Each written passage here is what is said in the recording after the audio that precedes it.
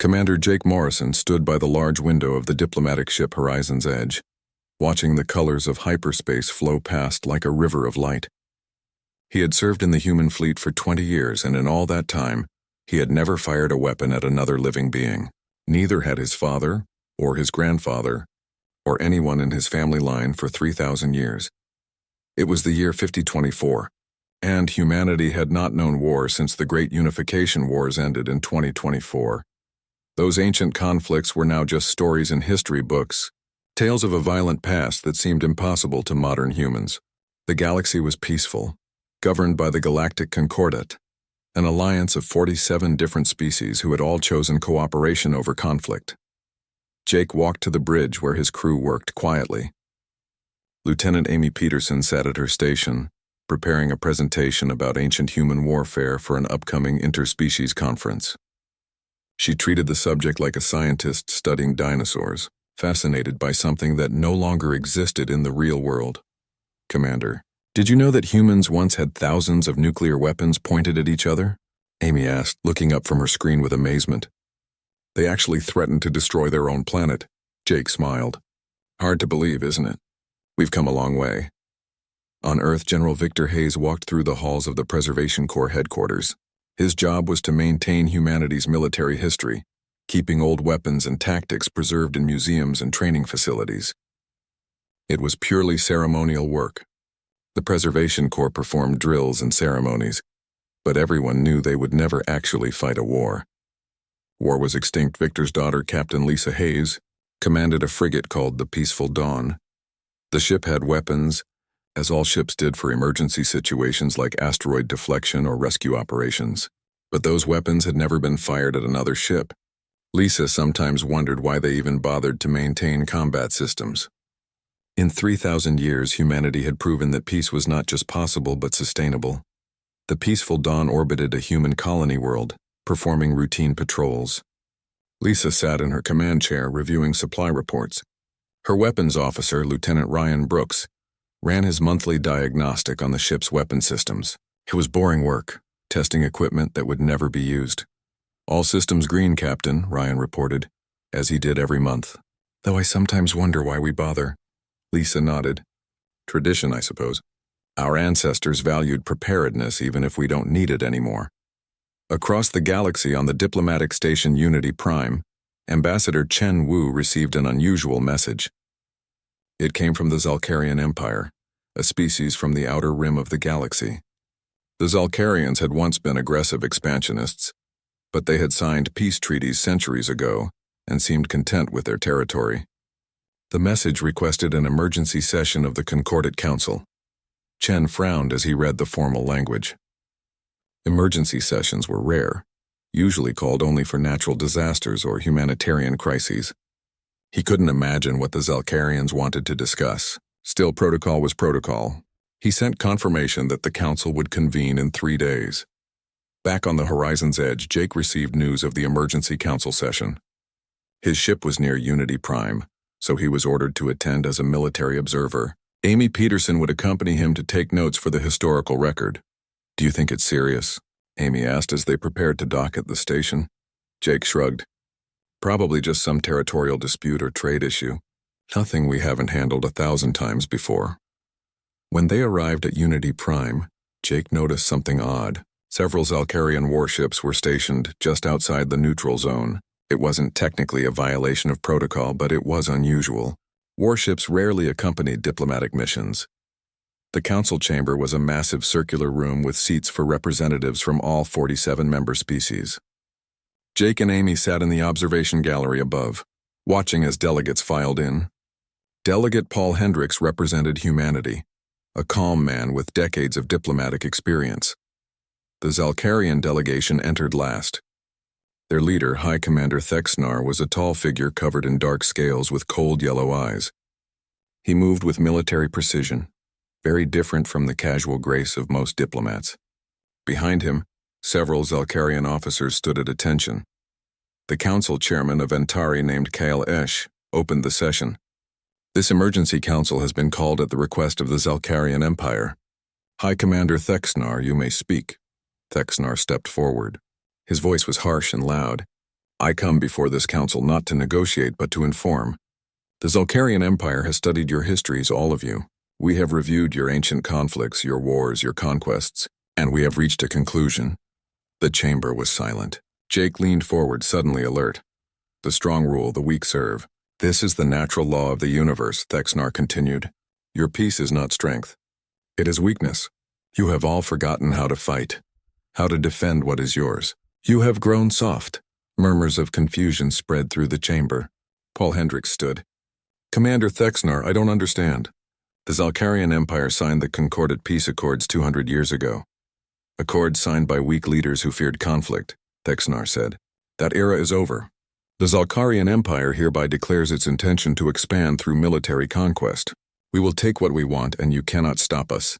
The chamber erupted in shocked voices. Species that had never known war looked at each other in panic. Delegate Maria Cole from the Ventari species stood, her voice trembling. This is madness. War is barbaric. We must negotiate. Thexnar's eyes fixed on the human delegation. We will begin with humanity. You were once the most feared warriors in the galaxy, according to your old records. Now you are peacekeepers and diplomats. We want to see if you remember how to fight. You have 30 days to prepare. Then we come for your colony worlds. With that, Thexnar and his delegation walked out of the chamber. The room dissolved into chaos as delegates shouted and argued. Jake sat frozen in his seat. Amy's face had gone pale. Did that just happen? She whispered. On the horizon's edge, the crew gathered in the briefing room to watch a recording of the council session. Ryan Brooks stared at the screen in disbelief. They declared war? I didn't think that was even possible anymore. The ship's AI, Athena, spoke in her calm synthetic voice, running diagnostics on all weapon systems. It has been 1,095,000 days since these systems were last used in combat mode. Jake contacted General Victor Hayes on Earth. The old general's face appeared on the screen, and for a moment they just looked at each other. I never thought I'd have to give these orders, Victor said quietly. The Preservation Corps is no longer a ceremonial unit. As of now, we are a military force again. Jake nodded. What are your orders, sir? Victor was quiet for a moment. Then to Jake's surprise, the general smiled. It was a strange smile. Not of happiness, but of recognition, like a man remembering something from long ago. Prepare for war, Commander, and dust off those old tactical manuals. Humanity is about to remember what it chose to forget. The 30-day countdown began the moment the Zalkarian Declaration reached Earth. General Victor Hayes stood in the command center of the Preservation Corps, staring at screens that showed military installations across human space coming back to life. Facilities that had been museums were now training grounds. Ceremonial units were becoming combat forces. But something strange was happening, something Victor hadn't expected. The transition was too smooth, too natural. Soldiers who had only ever fired weapons in practice were handling live combat drills as if they had done it before. The muscle memory was there, buried under 3,000 years of peace. Dr. Kate Sullivan noticed it first.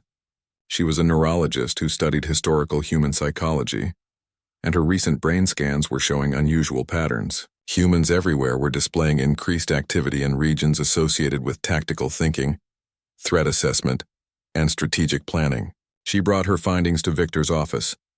General, look at these scans, Kate said, projecting images onto his screen. This is Lieutenant Ryan Brooks from the Peaceful Dawn. This scan was taken 1 month ago. This one was taken yesterday. See the difference? Victor studied the images. Even without medical training, he could see the increased activity in certain brain regions, lit up in bright colors. What does it mean? He asked. It means that 3,000 years of peace didn't erase our warrior instincts, Kate explained. It just buried them. The human brain is incredibly adaptable. When we needed to be peaceful, we became peaceful. Now that we need to fight again, those old pathways are reactivating. It's like we never stopped being warriors. We just took a very long break. At Fort Armstrong, the largest military history preservation facility, Colonel Danny Wright watched his soldiers train. What had been a museum just 2 weeks ago was now alive with activity. Ancient tactical manuals were being studied and updated. Weapons that had been display pieces were being cleaned and tested. Danny walked through the armory with his chief instructor, Sergeant Pete Coleman. Rows of weapons stretched before them, from simple rifles to complex energy cannons. How are the troops adapting? Danny asked. Pete grinned. Faster than I expected, sir. It's like they already know what to do. We taught them the basics of squad tactics yesterday, and today they're executing complex maneuvers. Some of the younger soldiers say it feels natural, like playing a game they've played before. Maybe they have, Danny said quietly. Maybe we all have in our DNA. Engineer Sophie Clark led a team at the orbital shipyards above Earth. Her job was to retrofit civilian ships with military capabilities. The work was progressing at an incredible pace. Sophie stood in the main construction bay watching as a cargo hauler was transformed into a warship. Her assistant, Tim Rogers, brought her the latest design specs. Sophie, you need to see these old blueprints we found in the archives. They're from before the Great Unification. Actual warship designs from ancient Earth navies. Sophie studied the designs on her tablet. They were elegant and brutal at the same time. Ships built with one purpose, to win battles. Modern Zalcarian warships, by comparison, looked clumsy and inefficient. These designs are 3,000 years old, Tim said, but they're better than anything the Zalcarians have. It's like our ancestors figured out the perfect way to build a warship, and then just stopped because they didn't need them anymore. Sophie nodded slowly. That's exactly what happened. Humanity didn't lose a war and become peaceful. We got so good at war that we decided to stop. There's a difference. Admiral Kevin Foster took command of the reformed human defense fleet from his flagship, the Defiant.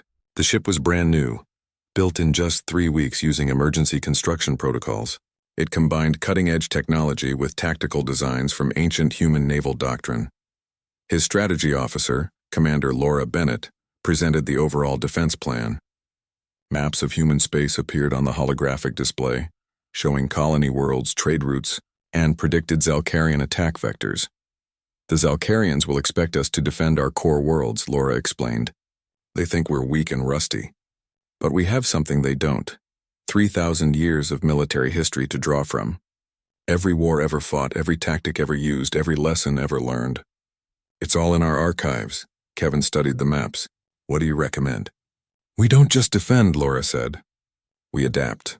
The Zalcarians have modern weapons, but they don't have our experience. Humans fought wars on every terrain, in every condition, with every possible disadvantage. We learned how to win when we shouldn't have been able to. That knowledge is our greatest weapon. On the horizon's edge, now assigned to Border Patrol, Jake Morrison ran combat drills with his crew. Amy Peterson had traded her historian role for tactical officer, and she was surprisingly good at it. She analyzed Zalcarian fleet movements and predicted their strategies with uncanny accuracy. How are you doing this? Jake asked as she correctly predicted another Zalcarian scout position. Amy looked at her screen thoughtfully. I've been reading about ancient Earth military leaders. There was a general named Napoleon, another named Alexander, another named Sun Tzu. They all wrote about warfare. The Zalcarians fight like they just learned what war is. Humans fought like war was an art form. I'm just applying 3,000-year-old lessons to a modern problem. Ryan Brooks, the weapons officer, had changed too. The nervous young lieutenant who questioned why they even had weapons was gone. In his place was a focused combat operator who knew his systems perfectly. Commander, we've got a contact, Ryan reported. 3 Zalcarian scout ships approaching the border. Jake felt something stir in his chest, something primal and old. Battle stations. Let's see if they're ready for what they started. The horizon's edge intercepted the Zalcarian scouts at the border of human space. The Zalcarian commander sent a message, confident and mocking. Human vessel, surrender your ship. Your time of peace has made you weak. Jake didn't respond with words. He responded with action. The battle lasted 4 minutes. The Zalcarian scouts fought with brute force, firing heavy weapons and charging forward. The horizon's edge fought with precision, using evasive maneuvers that came from ancient fighter pilot tactics. Amy called out targeting solutions that exploited weaknesses in Zalcarian ship design. Ryan fired with accuracy that seemed impossible for someone who had never fought before. When it was over, all 3 Zalcarian ships were destroyed. The horizon's edge had taken minor damage. The crew sat in stunned silence. They had just killed, for the first time in their lives, ended the lives of beings they had never met. But mixed with the shock was something else. The certainty that they had done it right, that they had fought the way humans were meant to fight. Jake recorded a message to send back to Admiral Foster. Engagement successful. Enemy scouts destroyed. Recommend all fleet commanders review ancient Earth combat tactics, specifically naval aviation doctrine. The old ways still work. On Earth, General Victor Hayes watched the combat footage from the horizon's edge. His staff officers crowded around, analyzing every second of the battle. Colonel Beth Morrison, his chief strategist, paused the video at a key moment. "Look at this maneuver, sir." Lieutenant Brooks executed a targeting solution that's almost identical to a fighter tactic from the 21st century. But he's never seen that tactic. How did he know? Victor smiled that same strange smile from before. Because it's in his blood. In all of our blood. We're not relearning how to fight. We're remembering. Across human space, the awakening continued. Civilians volunteered for military service in numbers that shocked the government. Factories that made peaceful goods retooled for weapons production. Scientists who had studied peaceful technologies now worked on defense systems. Dr. Kate Sullivan released her research to the public. Her report explained what was happening to humanity. They were not becoming more violent or savage. They were simply accessing skills that had always been there, dormant but never lost. The human capacity for warfare had not been eliminated by 3,000 years of peace. It had been refined, stored, and preserved in the collective memory of the species. The final paragraph of her report was shared across every human world. We chose peace not because we forgot how to fight, but because we remembered too well. Now forced to fight again, we will show the galaxy why we chose to stop. Not from weakness, but from mastery. The 30 days passed like a countdown to something inevitable. When the deadline arrived, the Zalcarian invasion fleet emerged from hyperspace at the human colony world of New Boston. 300 warships appeared in a massive formation, their weapons powered and ready. High Commander Thexnar stood on the bridge of his flagship, confident that this first battle would be quick and decisive. What he found waiting for him changed everything.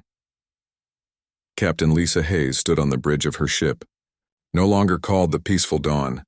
She had renamed it the Vengeful Dawn, and it led a defensive fleet of 200 human warships. Every ship had been retrofitted, rearmed and crewed by personnel who had trained intensively for 30 days. But more than training, they had awakened something ancient and terrible. "All ships, this is Hayes," Lisa broadcast to her fleet. "Remember your training. Remember your history. Remember that we are the descendants of warriors who conquered an entire planet. Today we show the galaxy why our ancestors chose to stop fighting." The Zalcarian fleet advanced in a straight line, a wall of ships meant to overwhelm through sheer firepower. It was a simple tactic, brutal and direct. Thexnar watched his tactical display, expecting the human ships to scatter or retreat. Instead, the human fleet split into 5 groups and scattered in different directions. It looked like panic, like disorganized chaos. Thexnar smiled. "They run like cowards," he told his officers. "Pursue them. Destroy them all." The Zalcarian fleet broke formation to chase the human groups. It was exactly what Lisa wanted. Commander Laura Bennett, monitoring the battle from Admiral Foster's flagship in orbit around Earth, smiled as she watched the tactical display. "They took the bait," she said. "The Zalcarians fight like they just invented warfare. Humans perfected it 3,000 years ago. They just forgot that perfection doesn't disappear." The 5 human groups led the Zalcarians into a carefully designed trap. Each group pulled the enemy ships toward specific coordinates, stretching the Zalcarian fleet across the star system. When they reached the designated points, the human ships suddenly turned and fought back with coordinated precision. Captain Greg Murphy commanded one of the human groups. His squadron of 20 ships faced 60 Zalcarian vessels. It should have been a slaughter. Instead, Greg executed a maneuver called a double envelopment, a tactic so old that it predated space travel. His ships split into 2 groups, circled around the enemy, and attacked from both sides simultaneously. The Zalcarians, caught in the middle, fired in all directions but hit mostly each other. Greg's ships picked them off methodically, using cover fire and coordinated strikes. Within minutes, 40 Zalcarian ships were destroyed. Lieutenant Nina Foster led a fighter squadron that launched from Lisa's Vengeful Dawn. Her 12 fighters faced 3 times their number of Zalcarian interceptors. She remembered reading about ancient Earth fighter pilots, men and women who flew primitive aircraft and fought with skill that made up for technological disadvantages. "Echo Squadron, form up on me," Nina ordered. "We're going to execute a thatch weave." Her pilots knew the maneuver. It was 4,000 years old, developed by naval aviators on ancient Earth. 2 fighters would work together, weaving back and forth to protect each other from enemy attacks. It had worked against primitive missiles and bullets, It worked just as well against Zalcarian energy weapons. The Zalcarian fighters attacked aggressively but predictably. Nina's squadron danced through their formations, always in pairs, always covering each other.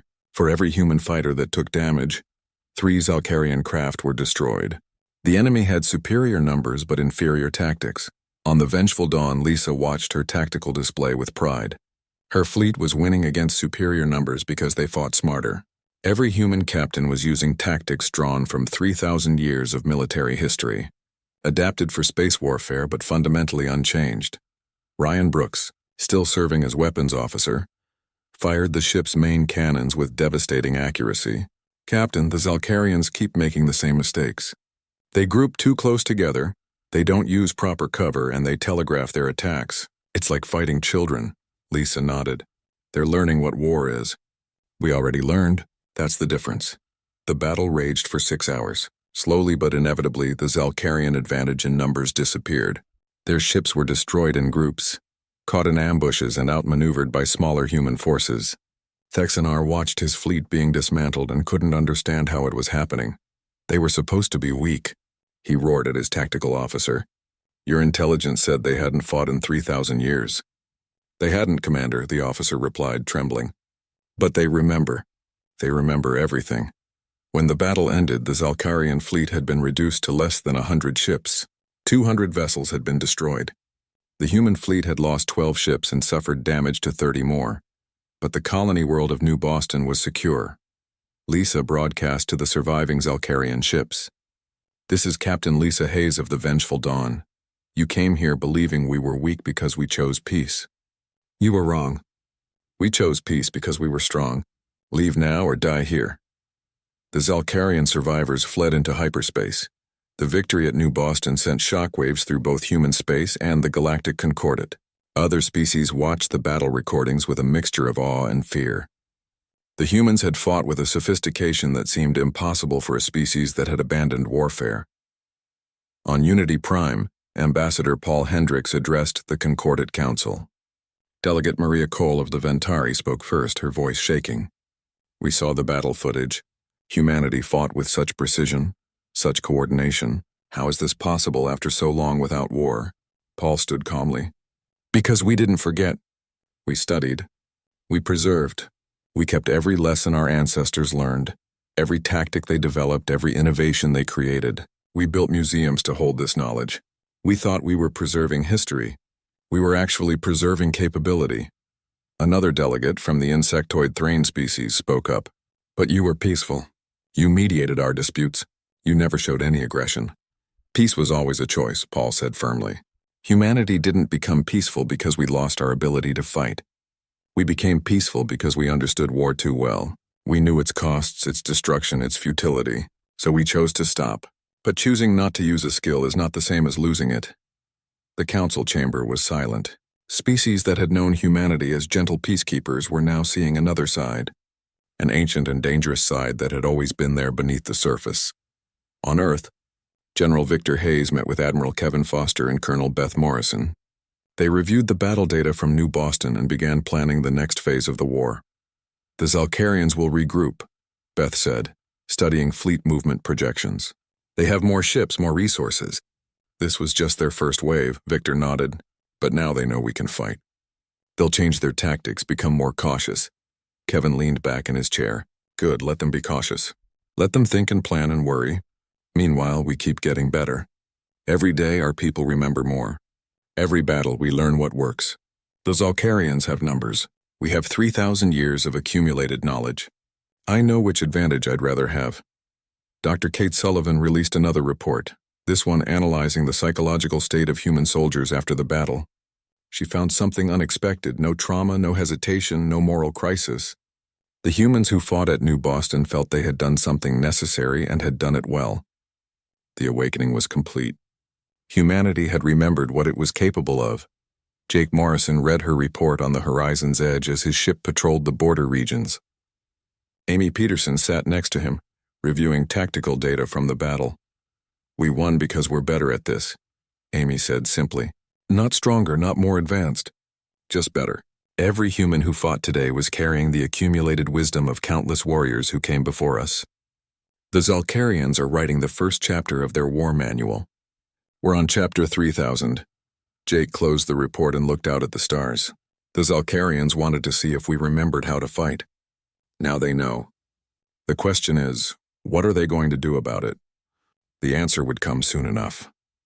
High Commander Thexnar stood before the Zalcarian War Council, his pride wounded but not broken. The defeat at New Boston had been unexpected, but the Zalcarian Empire still had vast military resources. He had been cautious in his first attack, testing human defenses with only 300 ships. Now he would commit his full strength. The humans got lucky, Thexnar told the council. They used clever tricks and outdated tactics. Against a proper military assault, they will crumble. I request authorization to deploy the 2nd, 3rd, and 4th fleets. 2,000 ships. They cannot stand against those numbers. The council approved his request. The Zalcarian Empire would show the galaxy what real military power looked like. Admiral Kevin Foster received intelligence about the coming assault from Jake Morrison's patrol ships. 2,000 Zalcarian vessels were gathering at staging points near human space. The target appeared to be the core colony worlds, including New Boston again and 3 other major settlements. Kevin called an emergency meeting of his senior commanders. Lisa Hayes, now promoted to Commodore after her victory, attended via hologram from the Vengeful Dawn. Colonel Danny Wright represented ground forces. Commander Laura Bennett presented strategic options. 2,000 ships, Danny said, shaking his head. We can field maybe 500 if we strip defenses from every installation we have. We can't match their numbers, Laura agreed. So we don't try. We do what humans have always done when outnumbered. We change the rules of the game.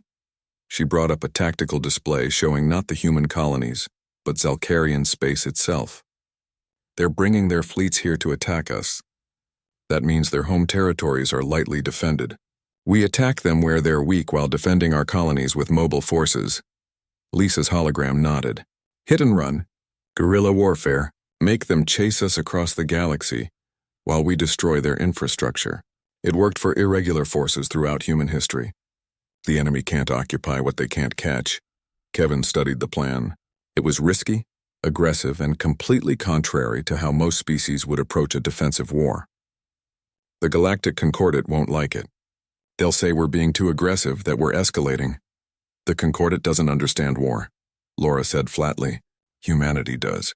You don't win by sitting behind walls waiting for the enemy. You win by making the enemy regret starting the fight. The plan was approved. Half the human fleet would defend the colonies using mobile tactics. The other half would strike deep into Zalcarian territory. Engineer Sophie Clark led the team that prepared the strike force. Her new design, the Eclipse-class destroyer, was ready for deployment. Each ship was smaller than a standard warship, but carried weapons that combined modern power with ancient design philosophy. They were built for speed, stealth, and devastating hit-and-run attacks.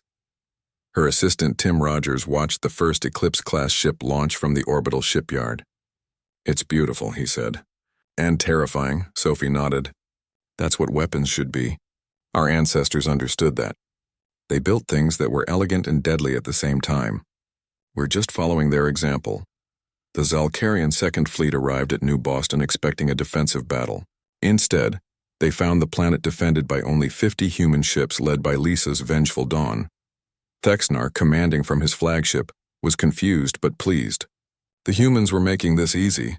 All ships attack formation, he ordered. We will crush them quickly and move to the next target. The 50 human ships immediately scattered and ran, jumping to hyperspace in different directions. The Zalcarian fleet pursued, but every time they got close, the human ships would jump again. It was frustrating and confusing. This wasn't a battle. It was a chase. What Thexnar didn't know was that while he chased Lisa's fleet across 3 star systems, Commander Jake Morrison was leading 100 Eclipse-class destroyers straight into Zalcarian home space. The Zalcarian Empire had pulled so many ships to the front lines that their core systems were barely defended. Jake's fleet emerged from hyperspace at a major Zalcarian shipyard. The facility was massive, capable of producing 10 warships per month. It was guarded by only 15 defense ships. All vessels weapons-free, Jake ordered. Target the shipyard, not the defenders. The Eclipse destroyers ignored the Zalcarian defense ships and fired everything they had at the shipyard itself. In minutes, the facility was a burning wreck. By the time the defense ships organized a counterattack, Jake's fleet had jumped back into hyperspace. They hit 4 more targets in rapid succession: a weapons factory, a fuel depot, a military academy, and a command center. Each attack lasted less than 10 minutes. Each target was completely destroyed. The Zalcarian defenders couldn't keep up with the human ship's speed and coordination. Amy Peterson, serving as Jake's tactical officer, coordinated the attacks using ancient military doctrine about strategic bombing and infrastructure targeting. Next target should be their communications hub. If we take that out, their fleets won't be able to coordinate effectively. Ryan Brooks, now Jake's weapons officer, had become frighteningly efficient at destruction. Target locked. Firing main batteries. The Zalcarian communications hub exploded in a ball of fire. Across the Empire, military coordination immediately became confused and chaotic. Fleet commanders couldn't reach each other or their high command. The carefully planned invasion began to fall apart. Thexnar finally realized what was happening when he lost contact with his superiors. The humans had lured his fleets away from home and were destroying the Empire's infrastructure. He ordered an immediate withdrawal, but it was too late. His fleets were scattered across multiple systems, chasing human ships that refused to stand and fight. Meanwhile, at New Boston, Lisa's 50 ships had kept 800 Zalcarian vessels busy for 3 days, without ever actually fighting a major battle. She had used every trick in the book: false sensor readings, decoy ships, hit-and-run attacks, ambushes in asteroid fields, and constant movement. The Zalcarian commanders were exhausted and frustrated. When Thexnar ordered the withdrawal, Lisa's ships finally stopped running. They formed up and attacked the confused Zalcarian fleet from behind, destroying 30 ships before the enemy could properly respond. Then they disappeared into hyperspace again. Back on Earth, General Victor Hayes watched the reports come in with satisfaction. The Zalcarian invasion had been turned into a disaster, without ever fighting the massive fleet battle they had expected. Human forces had destroyed critical infrastructure, damaged enemy morale, and proven that numbers didn't matter if you couldn't catch your opponent. Dr. Kate Sullivan analyzed battlefield recordings and noticed something interesting. Human commanders were independently making similar tactical decisions, even when not in communication with each other. They were all drawing from the same deep well of military knowledge, applying lessons learned over thousands of years of human conflict. "It's like watching a distributed consciousness," she told Victor. "Every human commander instinctively knows what the others will do, because they're all accessing the same historical knowledge base. The Zalcarians fight as individuals, humans fight as a species." The Galactic Concordat convened another emergency session. Many species were shocked by humanity's aggressive counterattack. Ambassador Paul Hendricks faced criticism from several delegates. "You attacked their home worlds," Delegate Maria Cole said accusingly. "That's not defense, that's aggression." Paul remained calm. "The Zalcarians declared war. They attacked our colonies. We responded by targeting their military infrastructure, not their civilians. No Zalcarian cities were bombed. No population centers were attacked. We destroyed shipyards, weapons factories, and military facilities. That's called winning a war." Another delegate spoke up. "But humanity was peaceful. We thought you had moved beyond warfare." "We did," Paul said. "We moved beyond it by mastering it so completely that we chose to stop. But when forced to fight again, we fight to win. The alternative is to let the Zalcarians conquer us, and that's not acceptable.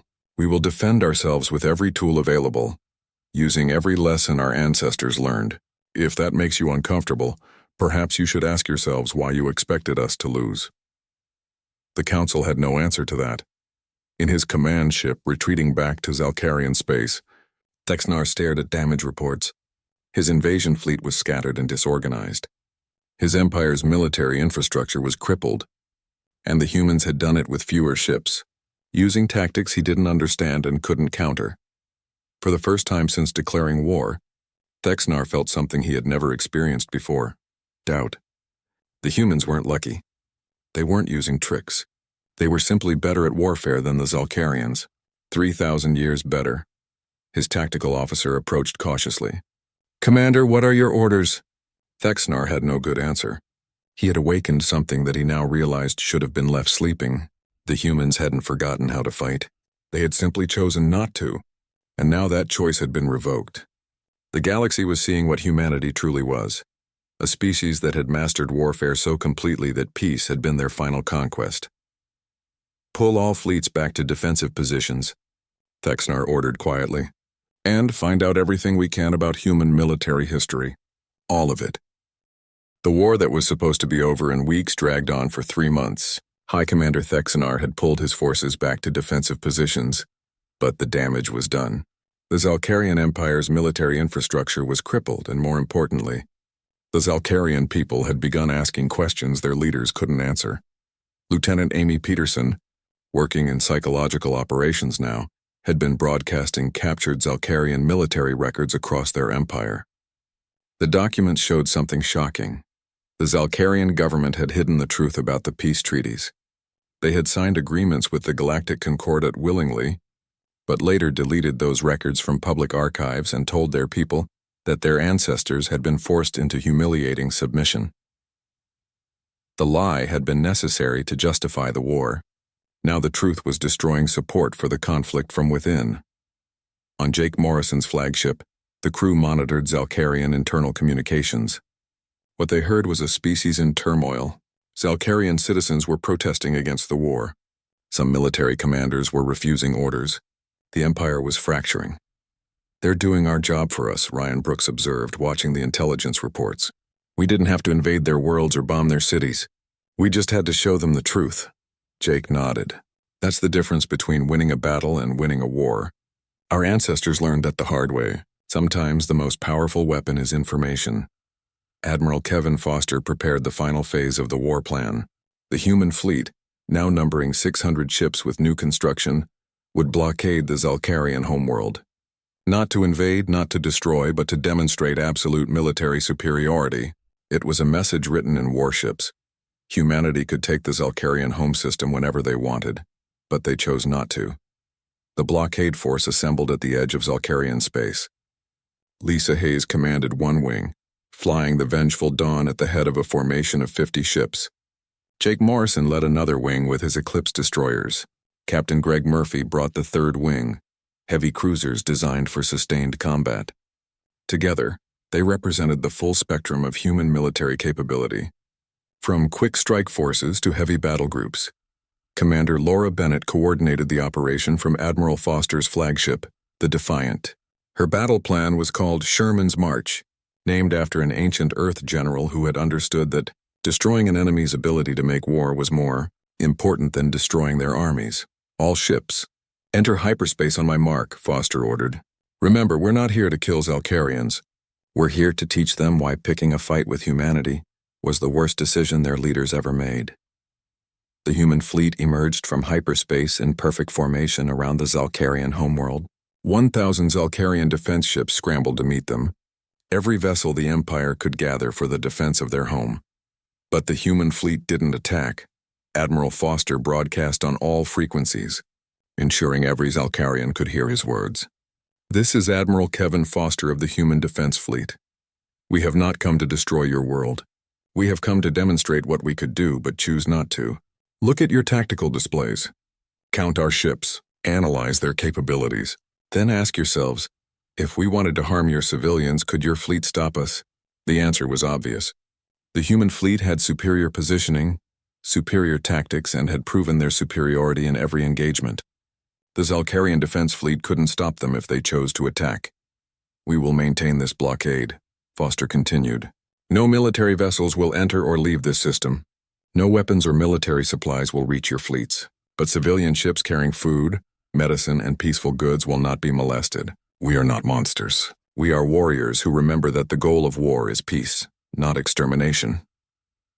High Commander Thexnar stood on his flagship, staring at the human fleet surrounding his homeworld. He had studied human military history in the past 3 months, trying to understand how they fought so effectively. What he learned had shaken him to his core. Humans had fought wars continuously for thousands of years. They had developed warfare to a level of sophistication that was almost an art form. They understood not just tactics and strategy, but the psychology of conflict, the economics of war, the politics of peace. They knew how to win battles, win wars, and most importantly, how to turn enemies into allies. The Zalcarians had declared war thinking they were attacking weak peacekeepers. They had actually attacked the most militarily experienced species in the galaxy, a species that had simply chosen to stop using that experience. Thexnar's second-in-command approached him cautiously. "Commander, we cannot break the blockade. Our people are demanding we surrender. The military council is meeting to discuss removing you from command." Thexnar nodded slowly. He had gambled and lost. More than that, he had awakened something that should have remained sleeping. "Open a channel to the human admiral." Admiral Foster's face appeared on the screen. He looked calm, not triumphant or angry. "Just calm, Admiral," Thexnar said quietly. "I request terms for a ceasefire." "Not a ceasefire," Foster replied. "An end. Complete demilitarization of the Zalcarian Empire under Galactic Concordate supervision. Reparations paid to colonies damaged in your attacks. War crimes trials for leaders who gave the orders to attack. And most importantly, your species will spend the next century learning what humanity learned 3,000 years ago. That being strong enough to conquer doesn't mean you should."